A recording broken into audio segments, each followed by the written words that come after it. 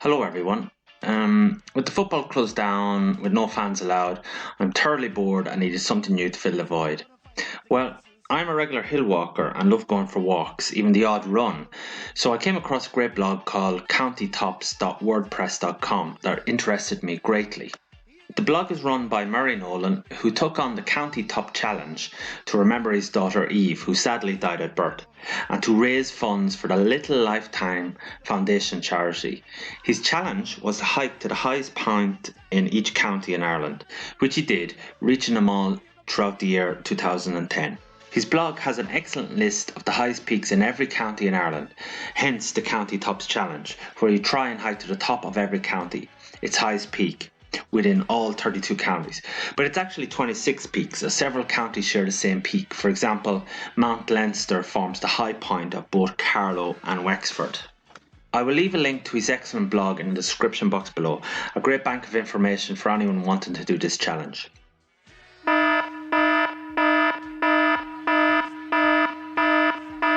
I also joined a Facebook group called Hiking Ireland, but quickly left it as it wasn't very informative and it was full of Karens and cooks. What I mean is they were all on about the lockdown constantly and the 5k restrictions, when they should be talking about the great outdoors and hiking in Ireland. They were obsessed with it. Every second one was talking about the 5k restrictions, like it's a badge of honour. Kept it within my 5k restrictions. Well done, well done. One poster had in his bio, enjoying outdoor adventures, yet was badgering people to stay at home. These people. It looked like a lot of them were going through a middle-aged identity crisis, as they were talking like they were about to peak the Himalayas. One fucking Egypt was talking about what crampons you should use, while another was asking about putting snow chains on his car. Look, I've lived in the Siberian plateau. I've experienced minus 40 degrees Celsius. I've travelled up mountains during extreme snowstorms, really dangerous stuff. I've lived in Ulaanbaatar, the city with the biggest temperature extremes on the planet. I'm currently living in Switzerland, a country with 60% mountainous terrain. And then I see some sap in his spandex and with his trekking poles preparing to summit a hill in Ireland. That's what I'm talking about. Relax, guys, relax. The highest mountain in Ireland is Carrauntoohil. It's about 1,038 meters. Well, in Switzerland there's 250 mountains exceeding 3,600 meters. I've ran up mountains here bigger than the majority of summits in Ireland. And not even that, I've pushed my kid's buggy up mountains here, Yeah, basically it's middle-aged posh cunts called Ronan, Fionn or Tarquin. They're double-barrel names, It's like they've achieved something in their dull life. I'm not trying to be cocky. Well, maybe a little bit. But, the site should have been treated as a lovely walk in the countryside, up a few hills and the odd mountain. Forget the government sanctions, park that shit and don't treat it as more than it is. And lose 90% of the hiking gear. It's not the Valley of Silence and Everest. Quit the pretentious bullshit. Anyway, I digress. Back to the point. So I decided to try the County Top Challenge myself, a nice substitute for the football weekenders and a real chance to reconnect with my country, see it in all its glory. So I was back home for Christmas and the New Year, and I decided to get a few of the low-lying ones in the Midlands. I originally planned for 4 peaks, but due to issues with transport, the terrible weather, a bit of snow, but it was just rain, depressing. And time constraints, I just settled on 2 to start with, Mullaghmeen in Westmeath and Loughcrew in Meath. But it was enough and I had a great time doing both. So for the first peak of my County Top Challenge, I picked Mullaghmeen in Mullaghmeen Forest in the county of Westmeath, the heart of Ireland, Joe Dolan country. At 258 metres, Mullaghmeen is the lowest of Ireland's county height points. The forest covers more than 400 hectares and includes Ireland's biggest beech plantation, in fact one of the biggest beech plantations in Europe, and also contains evidence of a famine field. So I brought my young son knowing this would be a cinch. And afterwards I also took in Fore Abbey, which was nearby as well, just to tie up the Westmeath connection. And there I met the great Bartle D'Arcy, for the Fore trip to give me the lowdown on the Benedictine Abbey there. With so much history to take in, I left a link to that trip, but here's a little taster. So what you have down here is people looking for intentions, right? So the council put in a fence here for some godforsaken reason where these things should be on the tree. But again, as I said, you see current thing, you have COVID masks here now, which is the new thing. You have your sanitary gloves here. You have maybe from people that work in hospitals and stuff. You also have things, this is what the council protected, you have knickers and stuff tied here. But I tried to explain to them, this is about fertility too as well. You have children's stuff, there's a lot of children's stuff. When something is wrong with a child, you put something belonging to the child here. And you're looking for fehin to help you out, right? And not just fehin. Sometimes it goes back to the earlier gods. So when you're desperate, you will try whatever you can do to keep your loved ones safe, or to ensure yourself maybe a little bit against the pandemic that's here by putting one of your masks here to keep you safe. So you can see how topical this rag tree is because of what with the masks and stuff on. Now the site here is known as Doa Fehin.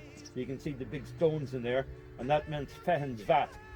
So Fehin is a white martyr. White martyrs mean that they martyred themselves to nature to save people's souls. So he would stand in the water in Sligo and Ballastadair, in the cold water in the winter time, and he would stand there for days on end, and they would hold stones in their hands, so that if they fell asleep, the stones would fall on their feet and wake them up again. And a monk went down with Fehin to Ballastadair in Sligo, and he said, when I stood above Fehin in the river, it was so cold I couldn't stand it. When I stood behind Fehin in the river, the water was so hot from his spirit that I couldn't stand it, so I had to stand beside him. And he told me never to tell anybody. Right? Remember that I can keep a secret. It's the people I tell, they can't keep a secret. So they won't come out and talk people. Yeah. So this is the water that won't boil, which is the sixth wonder that we're talking about. Again, the same warning as the tree. The water here is a sacred holy well. Do not use it for mundane purposes like washing or boiling. You have to respect the fact that it is sacred. The word holy in the Christian faith comes from hole in the ground where water bubbles out of the spring. Water is the giver of life. You can't survive more than 7 days without water. So that's why water is so important. So getting there to Mullaghmeen, you go through a lot of back roads and narrow lanes, but persevere. You will come to an entrance and a large parking space with some picnic benches and a clear marked out forest pathway with 3 different routes: red, blue and white. Red is the shortest route. It's a nice walk around in a loop through the forest. The white one is the long route and takes a good wide berth of the whole area, while for the summit I would suggest the blue route. Now actually in Murray's Count Tops blog he suggests the red route to the top, but he was wrong. Following his advice, I did start on the red loop, but after a while it quickly became apparent I would not get to the summit this way. So after talking to some locals out walking, they suggested the blue route to the top. I would suggest if you go on the red route, initially you will come to a fork in the road where the white and blue head one way and the red continues on the other way. If you follow the blue and white, then you will come to another pathway to the summit where the white continues on its course, while if you follow the blue, it will be a short detour. You will go direct to the summit, up a nicely laid gravel path. It's a teeny bit steep, but it's worth it once you get to the top.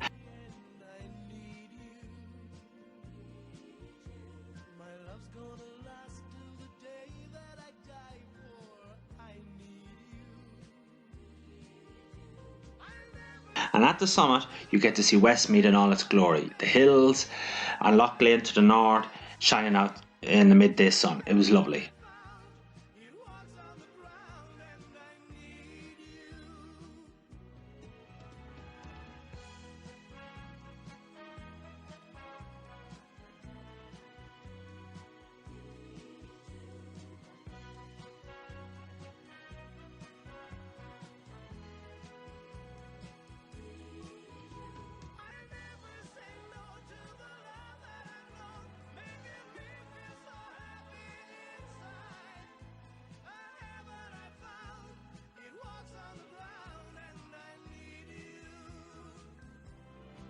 So I did the Mullaghmeen summit top and I enjoyed it. It's a lovely forest.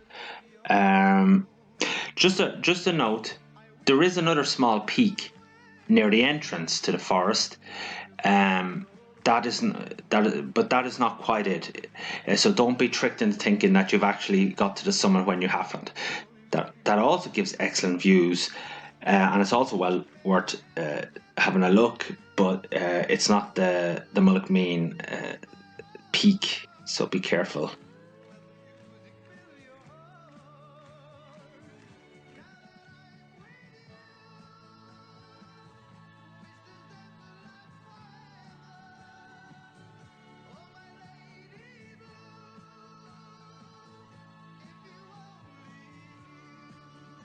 So what can I say about Mullaghmeen? Yeah, a nice day out. It's a lovely little forest. The kid enjoyed it. A nice bit of exercise. Luckily, it was on a nice clear day, so I got to see a good bit of the hills of Westmeath. I got to see Lough Lynn on the distance. Afterwards, in Fore, yeah, it was good. So anyway, that's my first county top peak.